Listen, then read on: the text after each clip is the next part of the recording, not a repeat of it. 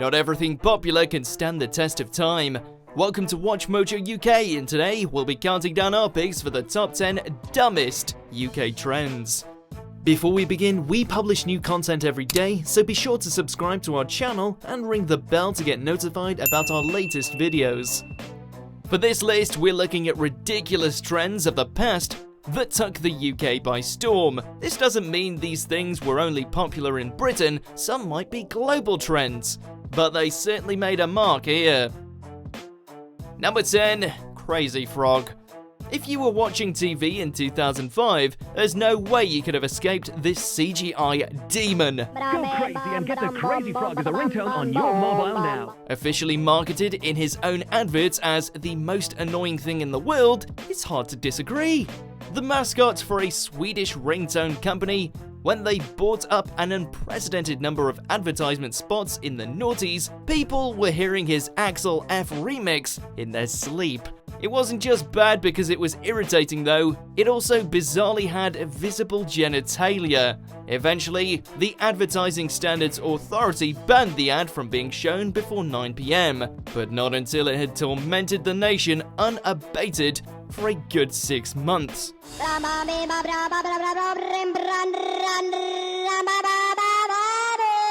Number 9. The Curtains Haircut. We're riding in high style now! We're a couple of regular swells! The must-have haircut of the 1990s was rocked by any number of famous faces, including Leonardo DiCaprio, Tom Cruise, and basically every British footballer. But retrospectively, it isn't as stylish as it once was. It's now one of the most dated styles you can wear, reminding people distinctly of a time when pop culture was still good. However, in recent years, it's worryingly come back into vogue, with Chris and Liam Hemsworth both opting to show it off at film premieres and awards ceremonies. Even David Beckham's got his curtains back. Okay, the Which curtains. was big in the early 90s. It was. Thank you for that. It's making me feel really old. Number 8. Finger skateboards. Tech Deck lets you throw down next level tricks at the best spots. Skateboarding has been a popular sport for decades, but lots of parents have reservations about letting their kids do something that often leads to injury. So for a while, your alternative would be fingerboards, which have all the cool graphics that real skateboards have, but tiny. Unfortunately, this means that any tricks you pull off aren't anywhere near as impressive as the same trick on a full-sized board, and it's actually harder to do them with your hand than with your feet. This is probably why fingerboarding has now become a niche hobby, nowhere near as popular as it was when it went viral a decade ago. Tech Deck, collect the deck. Number 7. Scoobies. Sounds like Scooby-Doo. If you were in the UK in 2004, you were probably overcome by the desire to make strange objects out of small plastic strings, and this fad had you covered. You could be kept busy for hours making shapes with increasingly complicated knots, which were almost always used as keyrings before anything else. The more different coloured strings you used, the more complicated your Scooby became, and the more respect you earned from fellow Scooby enthusiasts. It actually does take some skill to make more complex structures from Scooby strings, which is probably why most people settled for the long, square ones and left it at that. And there you go, your Scooby-Doo is done. Number 6. Fidget Spinners.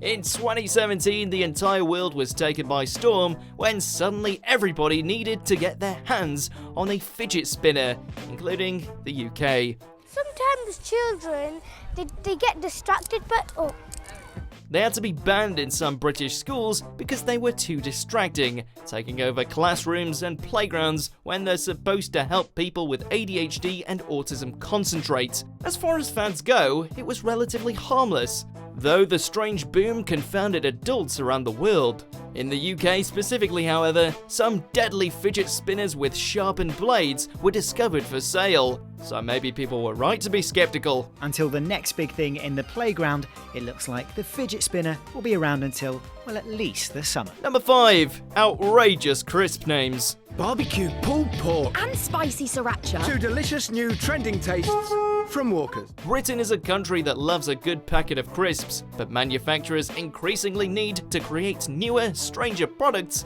to stay relevant. Ready salted just won't cut it anymore. Luxury crisp brands like Kettle Chips apparently decided that cheese and onion was a bit too lowbrow for them, so have their mature cheddar and red onion to bridge the gap, as well as sea salt and balsamic vinegar.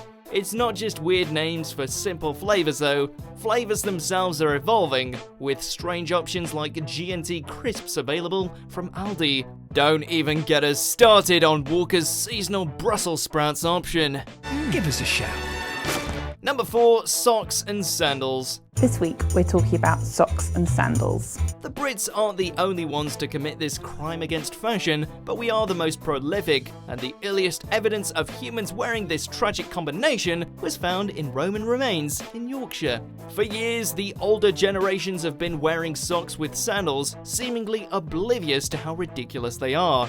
Some have actually extended to an even worse offense: socks with Crocs. Just wearing Crocs at all was bad enough. Despite their constant unpopularity, this hasn't stopped some famous figures, including David Beckham once again, from wearing them in public recently. Much less of a serious evening look. Number 3, Yorkshire Pudding Burrito. We're having difficulty working out how we could create an excellent product and serve it in a timely manner. In 2017, a clip of the York Roast Company's brand new Yorkshire pudding wrap went viral. It was a whole Sunday roast wrapped into a unique northern take on a burrito. People around the nation were desperate to get their hands on one of these, queuing down the street after its launch. Much of the fanfare has since died down though, and the wrap hasn't made many appearances outside of the one chain.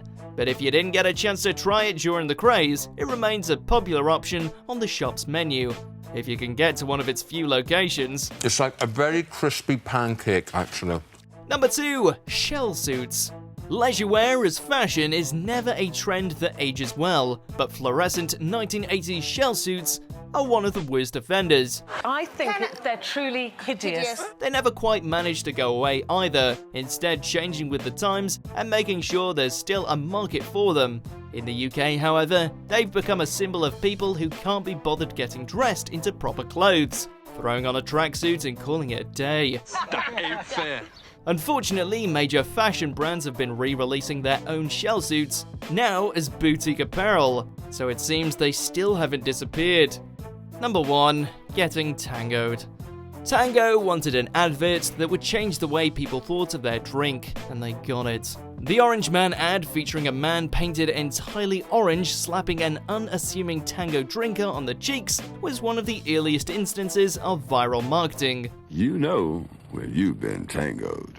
And it certainly was viral, so viral there was an epidemic of happy slapping in British schools, as slapping became synonymous with getting tangoed. I'm lost for words, Ralph. Absolutely terrific. Smashing. It got so bad that the advertising agency had to pull the ad after being informed by doctors that some kids were landing themselves in A&E following aggressive tangoings. Do you agree with our picks? Check out this other recent clip from WatchMojo UK and be sure to subscribe and ring the bell to be notified about our latest videos.